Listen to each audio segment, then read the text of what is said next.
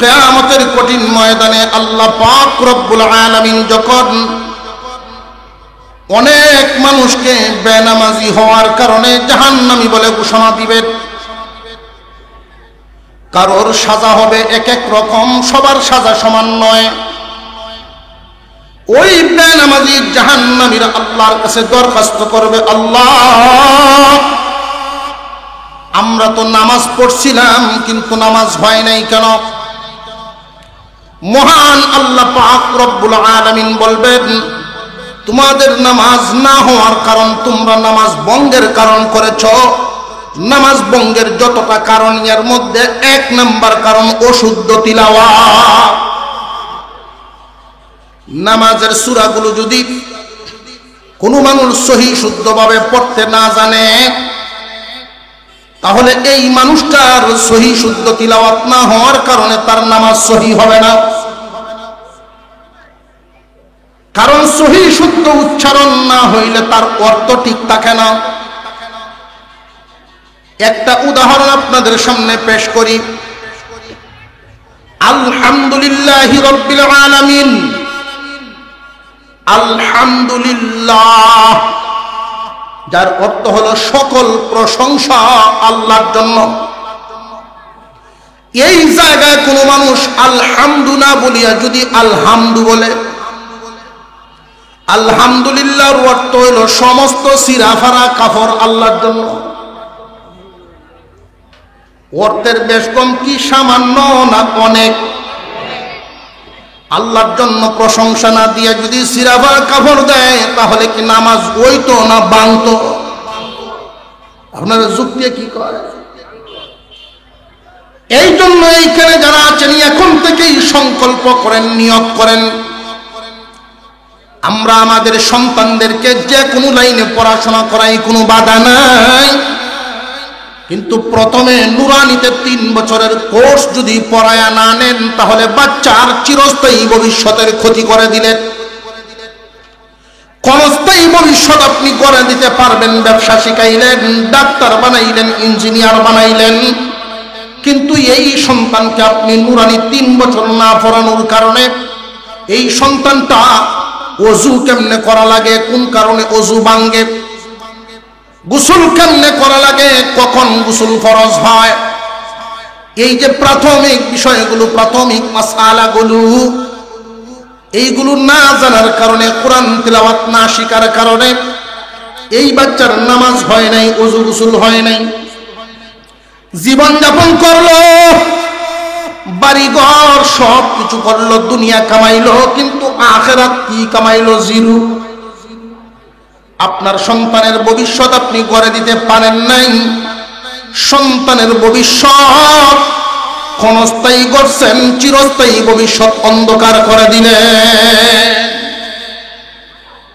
আমার কথাটা যদি এখন আপনাদের বুঝে এসে থাকে তাহলে আপনারা উত্তর দিবেন। কারোর সন্তান যদি থাকে 3 জন, মক্তবে ফরানি, নুরানিতে ফরানি লাগবে কয়জন? কারো সন্তান যদি থাকে 5 জন, নুরানিতে ফরানি লাগবে কয়জন? কথাটা বুঝে আসছে কিনা? এই কথাটা বুঝায় দেওয়াই আমার উদ্দেশ্য। মুসলমান ইমানদার ভাইরা, একটা সন্তানকে যদি আপনি নুরানিতে পড়াইতে পারেন আপনার কি লাভ, না পড়াইলে কি ক্ষতি? এই বাচ্চাটার জীবন আপনি ধ্বংস করে দিলেন। জীবন ধ্বংস কিভাবে করলাম?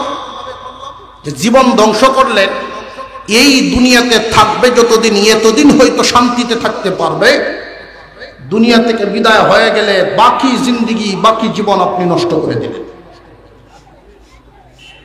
তাকে যদি 3টা বছর নুরানিতে পড়ান তখন তার ভবিষ্যৎটা এত সুন্দর করা হবে। সে যদি ডাক্তারও হয়, নামাজ পড়তে তার কোনো কারোর কাছে জিজ্ঞাসা করা লাগবে না, সে তার নামাজ আদায় করতে পারবে। সে যদি ইঞ্জিনিয়ারও হয়ে যায়, মাদ্রাসা বা স্কুলের টিচারও হয়ে যায়, 3টা বছর নুরানিতে পড়ার কারণে তার এই পরিমাণ যোগ্যতা হাসিল হয়ে যায়। ওযু কেমনে করা লাগবে, গোসল কেমনে করা লাগবে, পাক পবিত্র কেমনে হাসিল করা লাগবে, এতটুকু প্রশিক্ষণ যখন তার হয়ে যায়, এই মানুষটা তার আব্বার জানাজা কেমনে পড়া লাগবে, একজন মুর্দা মানুষকে কেমনে গোসল দেওয়া লাগবে, এই প্রশিক্ষণ প্র্যাকটিক্যাল নুরানিতে শিক্ষকগণ দিয়া থাকে। একটা বাচ্চাকে যদি নুরানিতে পড়ায়া এই বাচ্চাটাকে পরবর্তীতে আপনি স্কুল লাইনে পড়ায়া ডাক্তার বানান, ইঞ্জিনিয়ার বানান, অসুবিধা নাই। যদি আপনি আপনার বাচ্চাটারে 30 পারা কোরআন সহি শুদ্ধ শিক্ষা দিয়া, নামাজ কালাম শিক্ষা দিয়া, ওযু গোসল শিক্ষা দিয়া আপনি দুনিয়ার লাইনে কাজে লাগান, অসুবিধার কোনো কারণ নাই, বরং ডাবল সুবিধা হবে। কেন জানেননি? যার ভিতরে কোরআনের নূর থাকবে ওই মানুষটা ডাক্তার হলে ভালো ডাক্তার হবে, কসাই হবে না।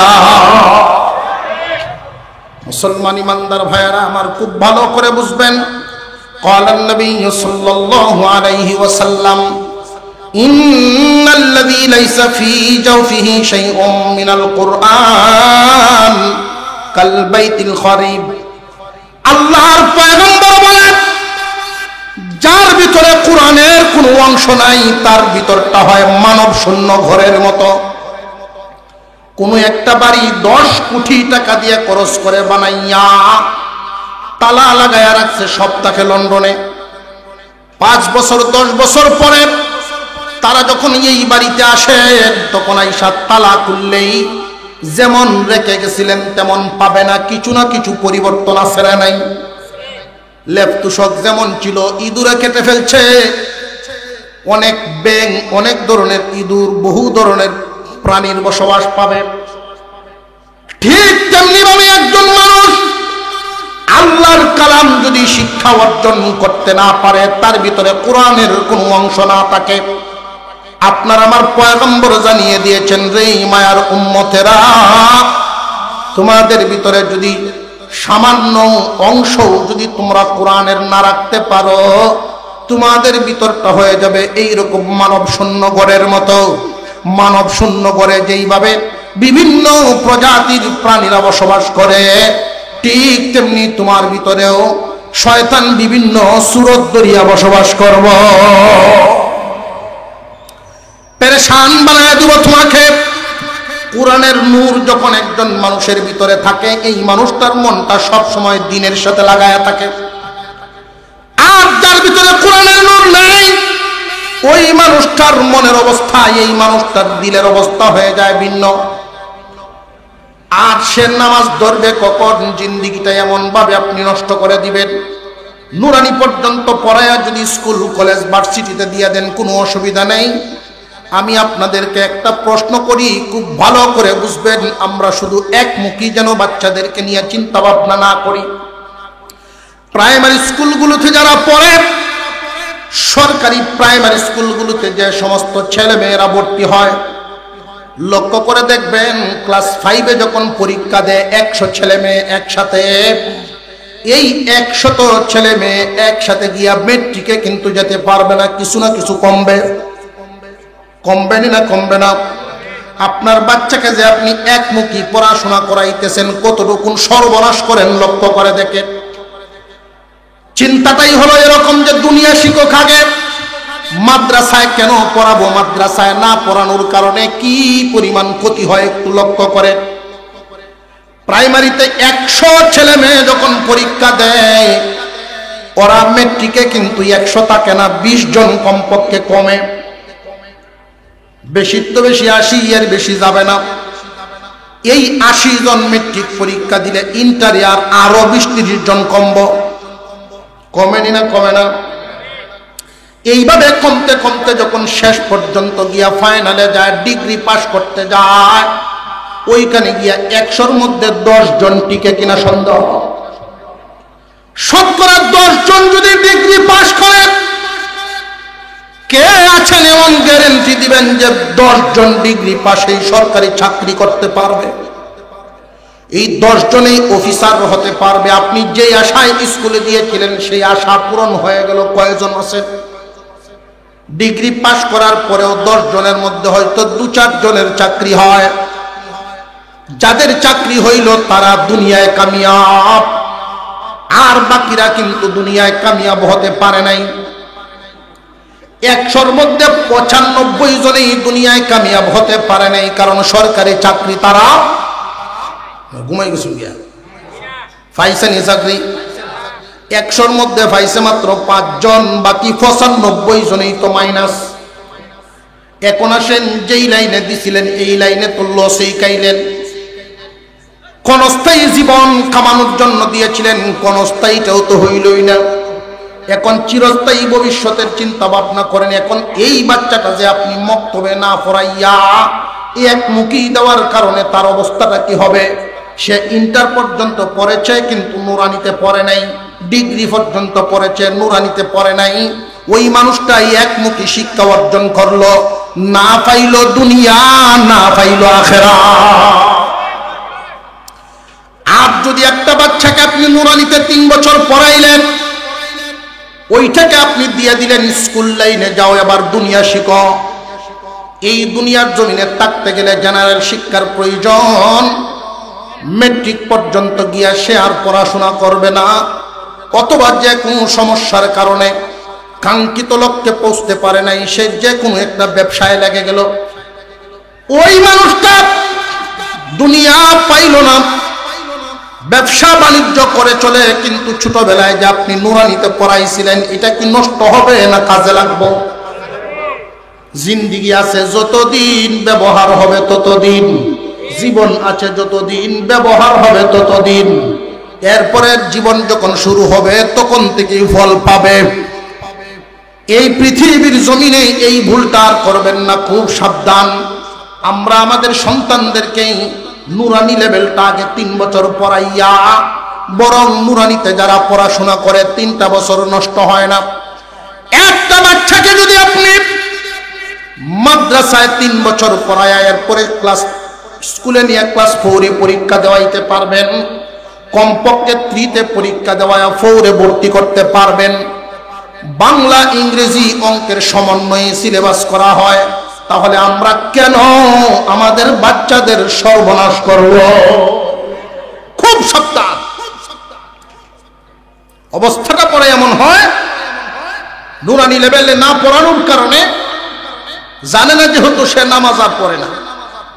নামাজে ধরে কোন সময়? সবকিছুর থেকে ফারেক হয়ে যে সময়। সবকিছুর থেকে ফারক কেমনে?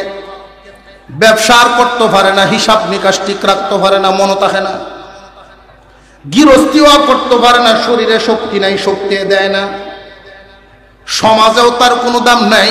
এমত অবস্থায় যখন এই মানুষটা নামাজ ধরতে যায়, নামাজও তো জানে না, নামাজ জানেনি। ওই মানুষগুলো মসজিদে গিয়ে আরো বেড়াছেরা লাগায়। হইলতাম নি কেমন বেড়াছেরা লাগায়? হইলতাম প্রায় এলাকাতে এমন ঘটনা ঘটতেছে দিকে আমি কই, ঘুরতে ঘুরতে একটা অভিজ্ঞতা হয় না। আমরা অনেক মসজিদে দেখবেন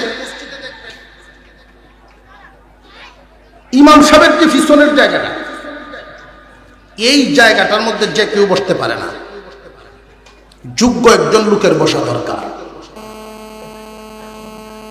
জুমার দিন যে বেটা শুনছে নামাজীদের উপরে আল্লাহর রহমত নাজিল হয়, আর এই রহমত ইমাম সাহেবের উপরে সবার আগে পড়ে।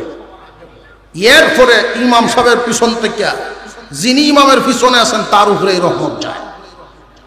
এই সংবাদ পায়া এই জায়গা বেড়া খুব চিন্তা ভাবনা করতেছে, এই জায়গাটা তো দখল করুন লাগতো, রহমত পাইতো। মসজিদে দেখা গেছে যত বড় হুজুরি আয়ো এই জায়গা ছাড়ে না, অথচ উচিত ইমামের পিছনের জায়গায় এমন একজন ব্যক্তি বসা, ইমাম সাহেবের যদি নামাজে কোনো সমস্যা হয় বাকি নামাজটুকু যেন উনি শেষ করে দিতে পারে, এরকম যোগ্য সম্পন্ন একজন লোক বসা চাই। বেটা গেছে কয়েকদিন হচ্ছে মসজিদ, এই যে ব্যবসার জায়গা নাই, গৃহস্থির জায়গা নাই, কোনো জায়গা নাই, তখন গেছে মসজিদ নামাজ পড়তে। তখন যখন দুনিয়াদারি লই আসি না, এখন দুনিয়াদারি সাইড দিয়া ওখানে আল্লাহ বিল্লাহ করি যে বাবার এই দুনিয়াদারি তো তুমি ছাড়ছো না, তোমার এই দুনিয়ায় ছাড়ছে, ওহন মসজিদ হয়ে হয়েছে। ইমাম সাহেবের এই পিছনের জায়গাটা দখল করে। বিবি সাহেবকে কয় যায় নামাজটা দে, বেওয়াই জানছি হজরত একটা যায় নামাজ দিয়েছেন, এই যায় নামাজটা বের করে দেওয়া। তুমি 2-3 দিন হয়েছে গেছো মসজিদ, হন যায় নামাজ দেখি তোরটা কয়েকটা জায়গা দখল করা, মসজিদে জায়গা দখল করবা কি কর, জীবন বড় সিমটেল চমাই সেরকম মসজিদে কি জায়গা দখল করতা, তুই বুঝতে না দে মসজিদে ইমামের পিছনে জায়গাটা দখল করবো। যায় নামাজ বিছাইছে মসজিদের ভিতরে, যদি ব্যক্তিগত যায় নামাজ কেউ বিছান, শীতকাল আসতেছে অনেকেই বিছাইতে পারে, এই কথাটা খেয়াল রাখতে হবে। আপনি কোনো কারণে বাইরে গেছে, আপনার এই জায়গার মধ্যে আরেকজন এসে বসে পড়ছে, তাকে উঠাতে পারবেন না। কথা বুঝে আসতেছে? এটা না জানার কারণে যখন কেউ এবার জায়গা বই ওরে আয় কয়েক দেখো না বিছাই তুই দেখো না, তুমি তুলিয়া দেয়। একদিন ইমামের নামাজ ফেস লাগিয়ে বসে, 2 রেখাত যাইতে ইমাম সাহেবের তো সমস্যা হইতেই পারে, মানুষ তো উনি পিছনে হাত বাড়ায় যারে পাইছে হেরে তো ধরছে, সামনের দিকে টানছে, বাকি নামাজটা শেষ করে দেওয়া লেখিয়া, মানে ইমাম সাহেব সামনে টানে আর মুসল্লি ভিজে টানে, 2-3 টান হয়েছে এরকম। নামাজের নিয়ত ছাই দিয়ে কয় আপনি আমার এখানে টানুন, আমি তো জানি না কিস্তা, জানেন না জেনে দাঁড়াইছিলেন কেন? সব মুসল্লি নিয়ত চাই দিচ্ছে, কি সর্বনষ্ট করছে, এনো আইসলেন কেন? আইসলাম তো রহমতের আশা, এরকম গজব আইব আমি তো জানি না। জেনে রাখা ভালো, এই জায়গায় যেমন তেমন লোক বসতে নেই। মসজিদের মুয়াজ্জিন যিনি থাকেন উনি ইমামের পিছনে দাঁড়াবেন, আপনি গিয়ে রহমত হওয়ার আশায় জায়গা দখল করে বয়ে থাকবেন। মুয়াজ্জিন সব তো ডরায় ওরা কিস্তা করে না, কারণ 7 ফুটের বাপ, এলাকাত পাওয়ার গোষ্ঠীও খুব বড়, আর আমরা চাকরি তো সামান্য একটু ঠেলা মারলে চাকরি জায়গা,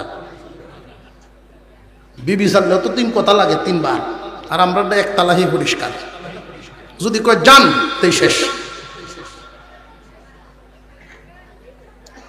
বাচ্চাদেরকে যদি আপনারা নুরানি পর্যন্ত পড়ায়া দিতে পারেন, লাভটা কি হবে?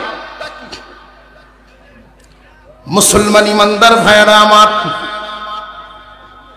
একটা বাচ্চাকে যদি আপনি নুরানি পর্যন্ত পড়ায়া দেন, 30 পারা কোরআন সহি শুদ্ধভাবে শিখে ফেলবে। সে যদি ব্যবসায়ী হয় অসুবিধা নাই, দুনিয়া কামাইলো, হালাল পথে দুনিয়া কামানো না জায়েজ না জায়েজ, দুনিয়া কামাইলো কিন্তু আখিরাত শিখায়া দিলেন আপনি, মুসলমান তারে বানায়া দিলেন। কিয়ামতের কঠিন ময়দানে সে যদি নামাজ না পড়িয়া আল্লাহর সামনে ধরা পড়ে, আপনাকে দায়ী করতে পারবে না, আর আপনি যদি না পড়ান তাহলে কিন্তু আপনাকে সে দায়ী করতে পারবে। হাসরের মাঠে একদল মানুষ যখন আল্লাহর সামনে দাঁড়াবে, আল্লাহ পাক রব্বুল আলামিন তাদেরকে জাহান্নামী বলে ঘোষণা করবেন।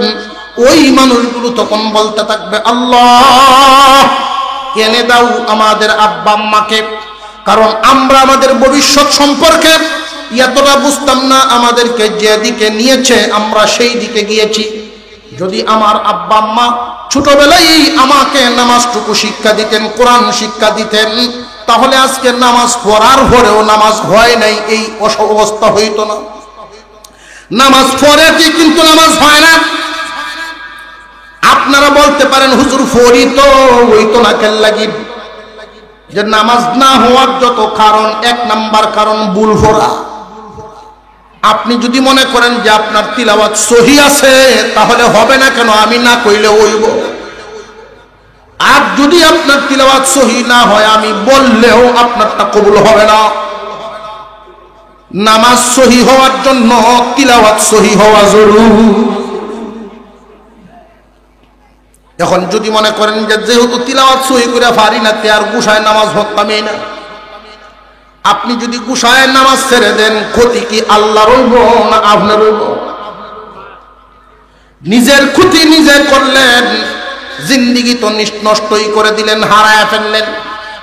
একটা রাস্তা আছে এখনো চালু বয়স্কদের জন্য, দাওয়াতে তাবলীগ। চলতে থাকেন, শিখতে থাকেন। এই পৃথিবীর জমিনে লক্ষ্য করা যায় 5 শতক 10 শতক জায়গা যদি কেউ কিনে, তার জায়গাটার কাগজ কি ঠিকঠাক আছে কিনা যে জানে তারে নিয়ে কাগজপত্র দেখায়, ভাই দেখিয়ে দিন আমার কাগজগুলো ঠিক আছে কিনা। নিজে যদি বুঝে না, বুঝুয়া লুকরে দেখায় নি না দেখায় না। মুসলমান ইমানদার ভাইরা আমার, যেই নামাজের বিনিময়ে আল্লাহ পাক আমাদেরকে জান্নাত দিবেন, ওই নামাজটা কি সঠিক না বেঠিক, নামাজ কি সহি হইল না সহি হইল না, এটা যাচাই করার দরকার আছে না নাই? যারা জানে এদেরকে জিজ্ঞাসা করবেন, ভাই একটু দেখো, জীবন তো নষ্ট করেই দিছি, আমি যেই সূরাগুলো পড়ি, আমি যেই দোয়াগুলো পড়ি, এটি কি হয় কিনা হয় না, যদি ভুল থাকে তাহলে এই ভুলটা আমার একটু দয়া দাও। এইরকম মনোভাব নিয়ে জান্নেওয়ালাদের কাছ থেকে একটু একটু করে শিখবেন। যদি না শিখেন, জীবন অন্ধকার, হাসরের মাঠে খাঙ্গালের মতো আল্লাহর সামনে দাঁড়াইতে হবে। মুসলমান ইমানদার ভাইরা, আপনারা আপনাদের সন্তানদেরকে এই ভুলটার থেকে বাঁচাবেন। ছেলে হোক আর মেয়ে হোক, 3টা বছর আগে নুরানিতে পড়াইবেন। যদি আপনার বাচ্চা থাকে 5 জন, মনে করেন যে একজনকে আপনি আলেম বানাবেন, বাকি 4 জনকে আপনি দুনিয়াবি শিক্ষায় শিক্ষিত করবেন, অসুবিধার কারণ নাই। 5 জনের মধ্যে একজনকে বড় আলেম বানান, বাকি 4 জনকে আপনি দুনিয়া শিক্ষা দেন, অসুবিধা নাই। কিন্তু প্রথমে নুরানিতে 5 জনকেই ভর্তি করতে হবে, নুরানি শিক্ষা 5 জনকেই দিতে হবে। 3 বছরের কোর্স শেষ হওয়ার পরে বাকি 4 জনকে আপনি স্কুল লাইনে নিয়ে যান, একজনকে আপনি বড় আলেম বানায় নেন। যদি আপনি আলেম বানাতে পারেন, এইখানে যারা আছেন কেউ যদি কোনো কোরআনের হাফেজের আব্বা থাকেন, তাহলে আপনার জন্য একটা সুসংবাদ আছে। যদি আপনি আলেমের বাবা থাকেন, আপনার জন্য একটা সুসংবাদ আছে। এমনকি হাফেজ আলেমের দাদা নানাও যদি থাকেন গো, তবুও আপনাদের জন্য সুসংবাদ।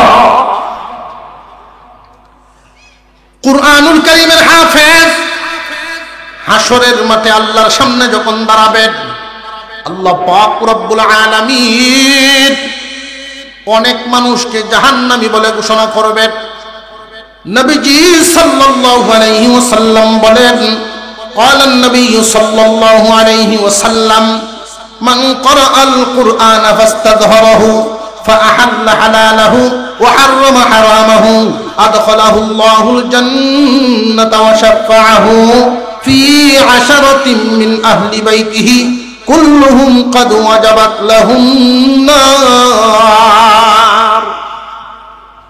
হাসরের মাঠে আল্লাহ পাক রব্বুল আলামিন একদল মানুষের বেলায় হাফেজদের সুপারিশ গ্রহণ করবেন, আলেমগণের সুপারিশ গ্রহণ করবেন। 10 জন এরকম মানুষ যাদের নামে জাহান্নামের সাজা ঘোষণা হয়ে গেছে, এরা জাহান্নামে এতদিন থাকবে। কোন হাফেজ যখন কারোর পক্ষে সুপারিশ করবেন, আল্লাহ পাক রব্বুল আলামিন সাজাপ্রাপ্ত আসামি 10 জনকে মাফ করে দিবে। আপনার ছেলেকে শুধু একমুখী শিক্ষা দিবেন, ভুল করবেন, সাংঘাতিক ভুল। আমরা এখানে যারা আছি, আজ থেকে 100 বছর পরে কেউই থাকবো না। এইখানে যারা আছি 100 বছর পরে কেউ থাকবো না। এই পৃথিবীর জমিন ছাড়ার সময় নবী করিম সাল্লাল্লাহু আলাইহি ওয়াসাল্লাম বর্ণনা করেন, জাহান্নামী অথবা জান্নাতি 500 ফেরেশতা জান কবজ করার সময় চাপ দেয়, চাপ দিয়ে জানটা বাহির করবে। সখরাত যখন আরম্ভ হয়, প্রত্যেকটা মানুষ আল্লাহর দরবারে দরখাস্ত করতে থাকে, বা যারা চাপ দেয় এদেরকে ডাক দিয়া বলতে থাকে, তোমরা কারা গো, আমাকে এইভাবে চাপ দিয়া ধরলা, মেহেরবানি করে আমার চাপটা একটু কমায়া দাও। প্রয়োজনে এই বাদাকাট অঞ্চলের মধ্যে আমার যত সম্পদ আছে সব নিয়ে যাও, তবু হালকা করে দাও। মুমূর্ষ অবস্থায় তার এতটা কষ্ট হয়, আমার কথা নয়, আপনার কথা নয়, নবীজির কথা। বিশ্ব নবী বলেন, মুমূর্ষ ব্যক্তিকে যখন চাপ দিয়া ধরা হয়, এই ব্যক্তিটা ডাকতে থাকে, তোমরা কারা গো, একটু চাপ কমায় দাও, আমার সমস্ত সম্পত্তি লইয়া যাও। এই বাজারে 10টা ঘর আছে, ওই বাজারে 20টা ঘর আছে, আমার অনেক সম্পদ, সব লইয়া যাও, তবু চাপটা কমায়া দাও। না, চাপ কমানো হবে না। বড় ছেলে আসলো, আব্বা আমি আপনার বড় ভূত, আমার যে অফিসার বানাইছিলেন, আমি আইছি আপনার খবর শুনি। বাবা রে, তোমারে আমি অফিসার বানাইলাম, কি পরিমাণ টাকা তোমার পিছনে খরচ করলাম, অফিসার হইছ, এটা তোমার লাভ হইছে, আমার কি হইল? যদি পারো আমার একটু চাপ কমায় দাও। অফিসার হতে পারবো নি, ডাক্তার হতাইব।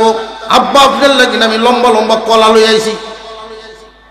বাবা তুমি ডাক্তার হইছো, তোমার লাভ হইল, আমার কি হইল? যদি পারো একটু চাপ কমায় দাও। এই ছেলেও তো চাপ কমাতে পারবে না। ফেরেশতাদের এই চাপ কেউ কমাতে পারবে না। এমনি আরেকটা ছেলে যে ব্যবসা করে, এই ছেলেটা নুরানিতে পড়ছিল 3 বছর, সহি শুদ্ধভাবে আল্লাহর কালাম পড়তে জানে। ইয়ার পরে আর স্কুলে গিয়ে মেট্রিক পর্যন্ত ভরে আর পড়াশোনা করে নাই, অফিসারও হইতে পারে নাই। নামাজ পড়ে আর ব্যবসা করে, কোরআন তিলাওয়াত জানে। এই ছেলেটা দৌড়ায় আল্লাহর কালাম কুরআনুল কারীম নিয়ে বাবার কাছে বসছে। আব্বা আমি আপনার এই সুরভূত, এই যে মক্তবে আমারে পড়াইছিলেন, তখন হুজুরগণের মুখে শুনছি, হুজুররা বলছেন আল্লাহর পয়গম্বর নাকি বলছেন মুমূর্ষু ব্যক্তির কাছে যদি সূরা ইয়াসিন তিলাওয়াত করা হয়, মৃত্যুর যন্ত্রণা কমায় দেওয়া হয়। এই ছেলে যখন তিলাওয়াত শুরু করে দিবে, বিসমিল্লাহির রহমানির রহিম, ইয়াসিন ওয়াল কুরআনিল হাকীম। আল্লাহ বলেন, রে ফেরেশতারা, তোমাদের কানে কি আমার কালামের আওয়াজ পৌঁছায় নাই? যদি পৌঁছে থাকে তাহলে চাপ ছেড়ে দাও।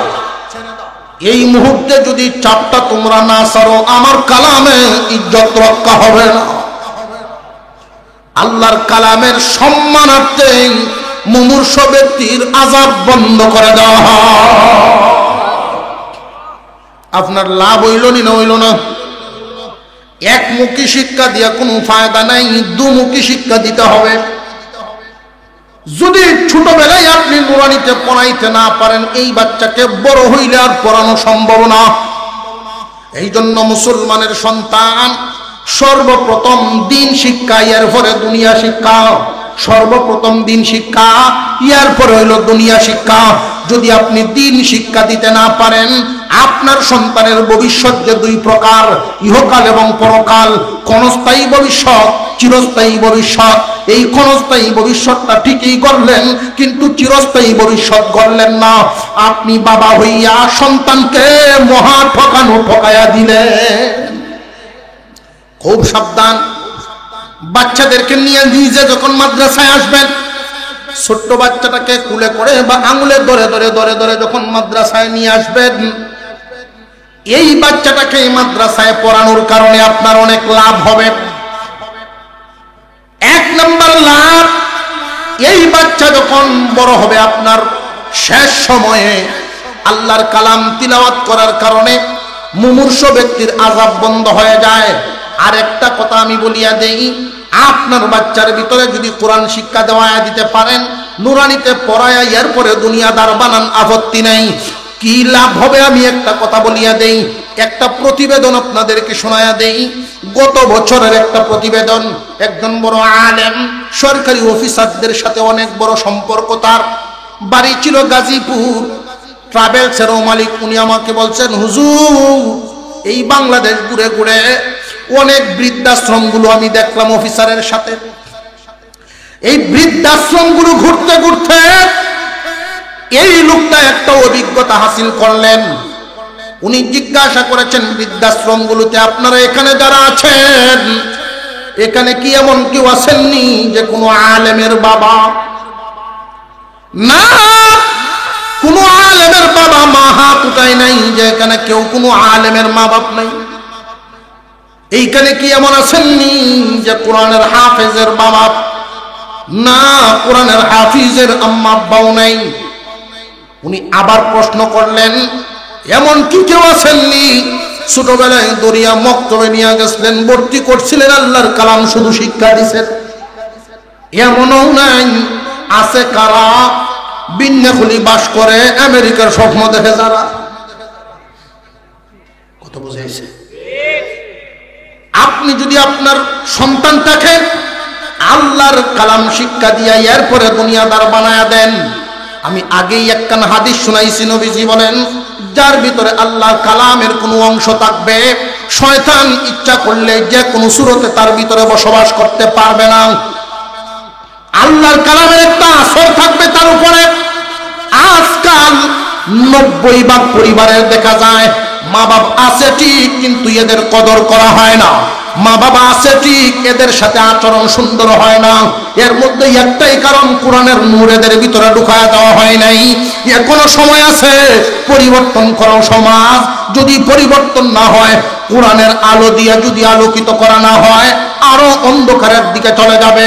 মুহাম্মাদের উম্মতে মুহাম্মাদি এই ভুল করবেন না। আল্লাহর কালাম শিখায়া দেন, আল্লাহর কালাম শিখায়া দেন। ছেলে হোক মেয়ে হোক, মা বাপ ভক্ত হয়ে যাবে। মাতা পিতার সাথে আচরণ কেমনে করা লাগবে, কোরআনের নূরে এই বাচ্চাগুলো নূরান্বিত হবে। আপনার সাথে সুন্দর আচরণ তারা করবে। এই মাদ্রাসাগুলোতে যে সমস্ত মানুষ পড়াশোনা করার, এদের আরেকটা ফায়দা হবে, এই এলাকার যে মাদ্রাসা আপনাদের, এই মাদ্রাসা হওয়াতে আপনাদের আরেকটা লাভ আছে। এই লাভটা কি? এই ঘটনাটা আমি শুরু করার আগে আপনাদের কাছ থেকে একটা ওয়াদা নিতে চাই। এই ওয়াদায় যদি আপনারা আবদ্ধ হতে পারেন, আমি 1 নাম্বার যেই সহযোগিতাটা চাইব, যে কমপক্ষে 20 মিনিটের আগে কেউ উঠা বসা করবেন না, যাবেন না। 20টা মিনিট সময় কি আমারে দিতে পারবেন? কারা কারা পারবেন? কারা কারা পারবেন দেখি। 20 মিনিট সময় দিতে পারবেন তো ইনশাল্লাহ? আপনারা একটু কষ্ট দিয়ে আগে একটু সামনের দিকে আগাঞ্চ, একটু সামনের দিকে, যার যার জায়গার থেকে উঠছে না, কারণ খার হইবেন আবার সমস্যা হবে, ভিসায় যাবেন। যার যার জায়গার থেকে একটু সামনের দিকে আগায় যাই। নবীজি বলছেন এবং আল্লাহ কোরআনে বলছেন, কোরআনের আয়াত, কেউ যদি দ্বীনি মজলিসে আরেক ভাইকে বসার একটু জায়গা করে দেয়, আল্লাহ তাকে জান্নাতের জায়গা প্রশস্ত করে দিবেন। আমরা একটু সামনের দিকে আসি।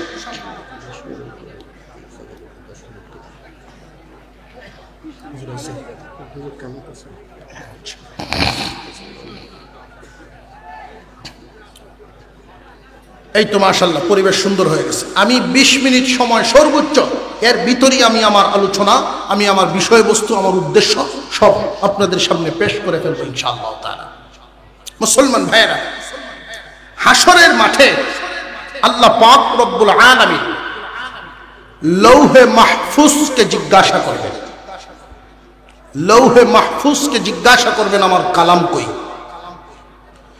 আমার শায়েখ মুর্শিদ শাহ অধ্যক্ষ মিজানুর রহমান চৌধুরী দামাত বারকাতুহুল আলিয়া, উনি বলছেন, কোন এলাকায় যদি মাদ্রাসা থাকে, কোন এলাকায় যদি মাদ্রাসা থাকে, কোরআনের মাদ্রাসা, তাহলে এলাকাবাসী যেন বুঝে নেয় আল্লাহ এদের উপরে এমন দয়া করছেন যে আল্লাহ চাইতেছেন এদেরকে বস্তাত ভরে জান্নাত নেওয়ার জন্য। বস্তাত কি দান ভরার সময় সব টিপে টিপে বরণ যায় না, দানে সুসাও কিছু যায়। বস্তাত ভরার অর্থ হইল সব বলা দে বলি আল্লাহ জান্নাত নিত। এই কারণে আল্লাহ এলাকায় মাদ্রাসা করা। কেমনে হইব এটা? এই কেমনে যে হইব, এই ঘটনাটা আপনাদেরকে শোনানো। হাসরের মাঠের একটা চিত্র। হাসরের মাঠে আল্লাহ পাক রব্বুল আলামিন লৌহে মাহফুজকে জিজ্ঞাসা করবেন, আমার কালাম কই? লৌহে মাহফুজ বলবে, আপনার কালাম আমার কাছ থেকে আপনার জিব্রাইল নিয়ে গেছে। জিব্রাইল আলাইহিস সালামকে আল্লাহ জিজ্ঞাসা করবেন, আমার কালাম কই? আপনার কালাম আপনার হাবিবের কাছে দিয়ে আসছি। ও হাবিব আমার কালাম কই? আল্লাহর হাবিব বলবেন আমার উম্মতের জিম্মাদারিতে দিয়ে আসছি, তারা হেফাজত করবে। আল্লাহ পাক রব্বুল আলামিন উম্মতকে জিজ্ঞাসা করতে চাইবেন, বিশ্বনবী আল্লাহর কাছে দরখাস্ত করবেন, আল্লাহ আমার উম্মতকে জিজ্ঞাসা না করিয়া আপনার কালামকেই জিজ্ঞাসা করেন। একটু জোরে করেন না সুবহান। আপনার কালামকেই জিজ্ঞাসা করেন, আপনার কালামের হেফাজত আমার উম্মত কি পরিমাণ করছে। কিয়ামতের কঠিন ময়দানে আল্লাহর কালামকে আল্লাহ পাক ডাক দিবেন, আল্লাহর সামনে আল্লাহর কালাম হাজির হবে। এই দুনিয়ার জমিনে উকিল যেভাবে জজের সাথে জেরা করেন, এইভাবে আল্লাহর কালাম আল্লাহর সাথে কথা বলা শুরু করে দেবে। আল্লাহর কালাম বলতে থাকবে, আল্লাহ আপনার হাবিবের উম্মত আমাকে হেফাজত করার জন্য এক একজন এক এক ভাবে অনেক কুরবানি দিছে। একদল মানুষ আমাকে হেফাজত করছে মুখস্থ করার মাধ্যমে, তাদের সিনার ভিতরে আমাকে ধারণ করে ফেলছে। যদি কোনো চক্রান্ত করিয়া বিশ্ববাসী সমস্ত বেদিনরা মিলিয়া তামাম দুনিয়ার সমস্ত লাইব্রেরিগুলো জ্বালায়া দেয়, তবু কুরআনুল কারীমদের হাফেজদের সিনার ভিতরে আল্লাহর কালাম হেফাজত আছে না? না। মহান মাওলাই কারীম হাফেজ কোরআনদের বেলায় এই ঘোষণা শোনার পরে হাফিজদের নিজেদেরকে তো মাফ করবেনই, কোরআনের হাফেজদের একটা মর্যাদাও ঘোষণা করবেন। ও হাফেজগণ, তোমরা আমার কালাম মুখস্থ করার কারণে অনেক কষ্ট স্বীকার করেছো, ফ্লোরের মধ্যে ঘুমায়া থাকতে, প্রচন্ড শীতের মধ্যেও মা বাবার সাথে থাকতে পারো নাই, মাদ্রাসায় পড়াশোনা করতা, এইখানে তাইকা যখন নিয়মিত ক্লাস মেনটেন করিয়া ৩-৪টা বছর কষ্ট করিয়া বুকের ভিতরে সিনার ভিতরে ধারণ করেছ, এই যে ত্যাগ দেওয়ার কারণে আমি আল্লাহ খুশি হইয়া তোমাদেরকে একটা মর্যাদা ঘোষণা করলাম। মর্যাদা কি? তোমাদের সুপারিশে 10 জন জাহান্নামীকে মাফ করিয়া দিব। আলেমদের ব্যাপারে আল্লাহর কালাম বলবে, আল্লাহ আলেমগণ ব্যাখ্যা বিশ্লেষণের মাধ্যমে আমার হেফাজত করছে, তারা আলেমগণের মর্যাদা ঘোষণা করা হবে। আলেমগণের মর্যাদা, যার মর্যাদা যেই পরিমাণ তার সুপারিশের পাওয়ার থাকবে সেই পরিমাণ। মুসলমান ইমানদার ভাইরা আমার, সর্বনিম্ন 70 একজন আলেম, সর্বনিম্ন 70 জন, সর্বোচ্চ একটা দুম্বার গায়ে যেই পরিমাণ পশম থাকে, এই পরিমাণ লোকের ব্যাপারে সুপারিশ কবুল করবে। আল্লাহর কালাম বলতে থাকবে, আর কে তোমার হেফাজত করছে? আল্লাহর কালাম বলতে থাকবে, আল্লাহ আমাকে হেফাজত করার জন্য আরো একদল আছে। একদল মানুষ আমাকে পড়ায়া পড়ায়া হেফাজত করছে, আর একদল মানুষ পড়িয়া পড়িয়া হেফাজত করছে। একদল মানুষ পড়ছে আর একদল পড়াইছে। এই জন্য নবীজি বলেন, খায়রুকুম মান তাআল্লামাল কুরআন ওয়া আল্লামা, যে কোরআন পড়ে এবং পড়ায় তারা তোমাদের মধ্যে সর্বোত্তম ব্যক্তি। আল্লাহর কালাম ওই দিন বলতে থাকবে, আল্লাহ সর্বোত্তমদের মধ্যে আরো একদল মানুষ আছে। আল্লাহ বলবেন, তারা কারা রে আমার কালাম? ও আল্লাহ, এক দলে পড়াইছে আর এক দলে পড়ছে, আরো একদল মানুষ যারা পড়ানোর ব্যবস্থা করিয়া দিছে, যারা পড়ানোর ব্যবস্থা করে দিছে, এই মানুষগুলোর আল্লাহ তুমি মাফ করিয়া দিবা। আল্লাহ বলবেন, ওদের আমল নামায় অনেক বড় বড় গুনাহ, এই গুনাহ করছে, ওই গুনাহ করছে, এই নাফরমানি, ওই নাফরমানি, এই কাজ করছে। আল্লাহর কালাম তখন বলতে থাকবে, আল্লাহ এদেরকে মাফ করিয়া দাও। যদি গো এদেরকে মাফ না করো, যারা আমাকে হেফাজত করতে গিয়া সাহায্যের হাত বাড়াইছে, কেউ জায়গা দিয়া, কেউ অর্থ দিয়া, কেউ লজিং দিয়া, কেউ শ্রম দিয়া, কেউ উত্তম পরামর্শ দিয়া, প্রভু যদি এদেরকে মাফ না করো, তাহলে আমি যে তোমার কালাম এটা অস্বীকার করো। আল্লাহ পাক রব্বুল আলামিন বলবেন কালাম রে যাও, তোমার সাথে যারা সম্পর্ক রাখছে, তোমাকে হেফাজত করার কাজে যারা হাত বাড়াইছে, আমি আল্লাহ এদেরকেও মাফ করিয়া দিলাম। হাসরের মাঠে আল্লাহর কালামের সুপারিশ গ্রহণ করে